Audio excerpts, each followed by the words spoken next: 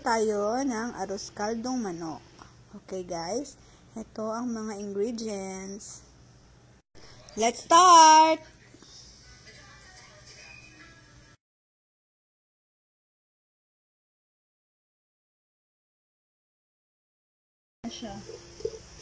Brown garlic. Ito ang gagamitin natin pang toppings mamaya sa ating arroz caldo.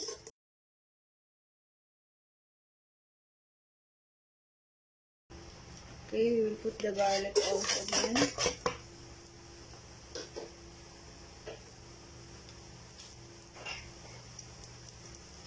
Dahil na hapo ko na yung bawang kanina, ito yung same na bawang na ginawa nating garlic, toasted garlic. Tapos ito na agad ang onion.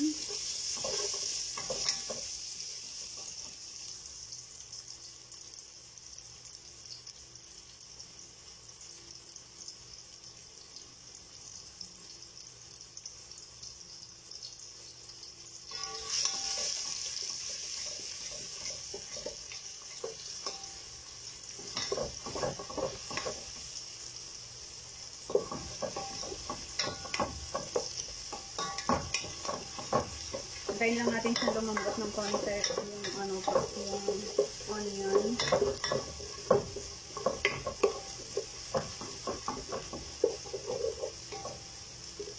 Tapos ilagay na natin ang ginger.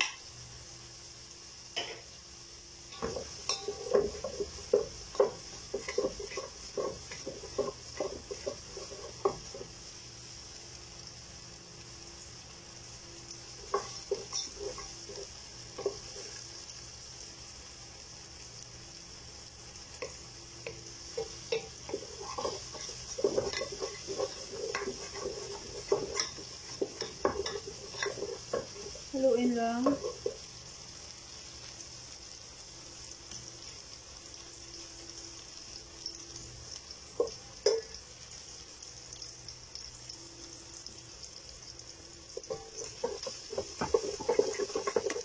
So, natin ilalagay yung manok.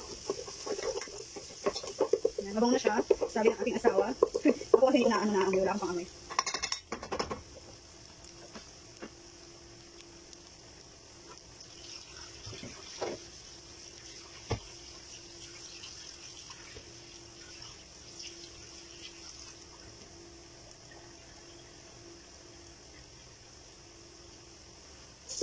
Lagay ko na yung ating manok. Medium heat lang ha. Para hindi matulog.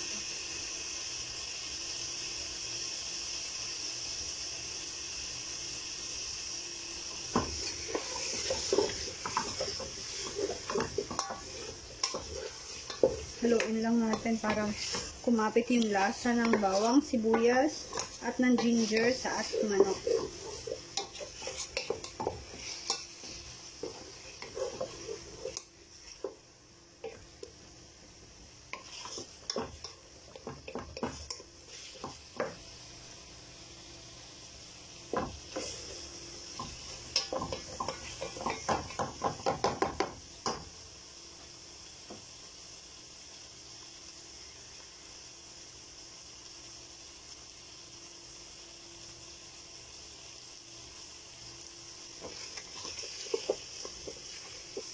Yan, babalik rin ko na yung manok ha, para maluto yung other side niya. Haluin lang natin para hindi siya lumipit sa kawali. Yan. Balik rin lang din natin siya. Gusto natin lalagay yung glutinous rice. Kailangan guys, nahugasan yung maigi yung glutinous rice. Wala kayong glutinous rice, pwede kayong gumamit ng ordinaryong bigas. Dagdagan nyo na lang ng konti.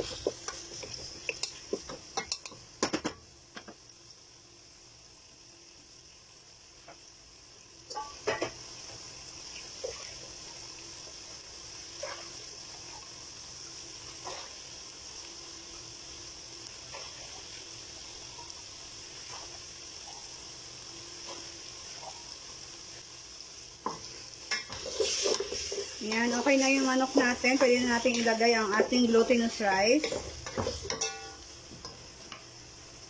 Hinugasan nyo dapat maigi ha, ang yung mga glutinous. Ayan.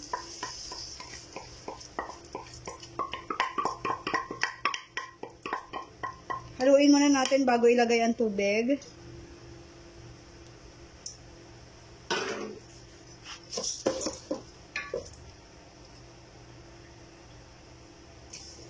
Haluin nyo ha.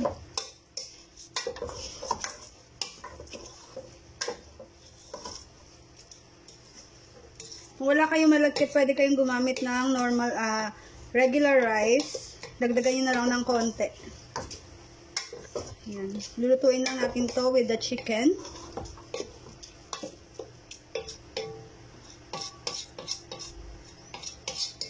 Haluin nyo lang maigi ha. Haluin nyo lang para yung lasa mapunta sa rice. Then, we will put the water. 1:8 ha. Ang water natin. Yun ang sukat ko. Yan na. Hayaan lang natin siyang kumulo. Ayan.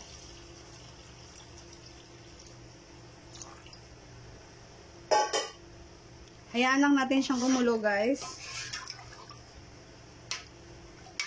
Tatakpan ko lang muna siya, ha.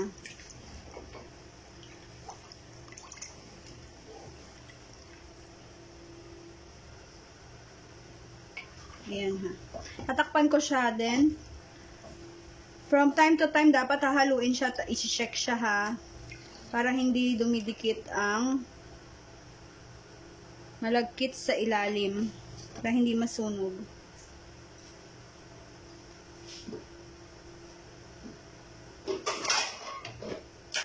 Ayan, tatakpan muna natin siya. Then, babalikan na lang natin siya later. Pag kumulo na siya, tsaka ako ilalagay ang aking magic syrup.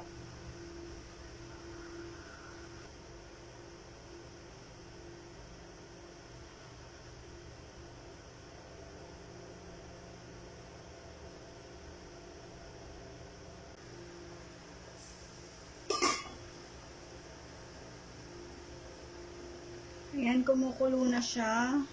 Pwede na natin ilagay ang magic syrup.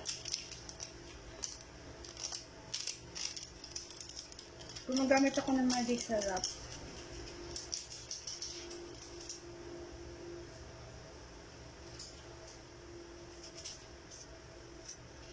Ayan, isang buo siya guys. Ha? Haluin lang.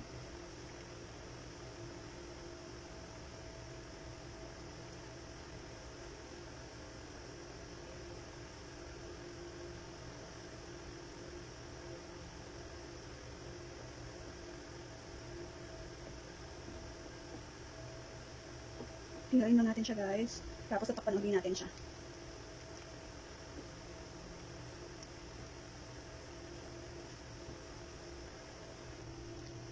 And from time to time guys, kailangan i-check niyo siya and haluin niyo siya ha. Para hindi naninikit yung malagkit sa ilalim ng kaldero. Halo-halo lang ang konti.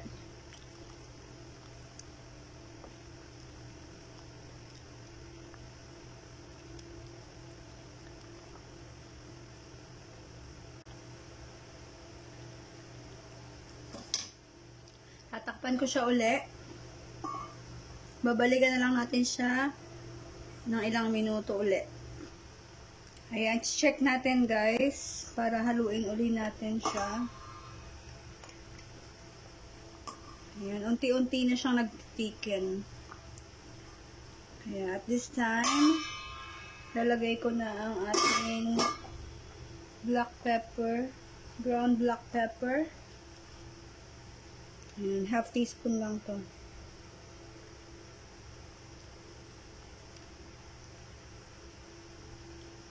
Ayan.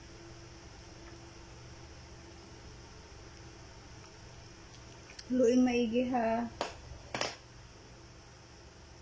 Meron din akong anato oil na ilalagay para pampakulay niya. Kasi wala akong kasubha dito. So, anato oil na lang ng konti lang ilalagay ko.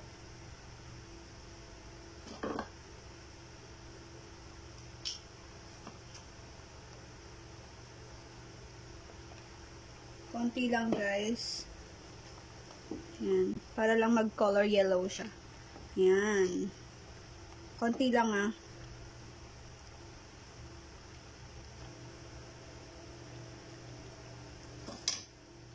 Tatakpan ko siya uli. Babalikan na lang natin siya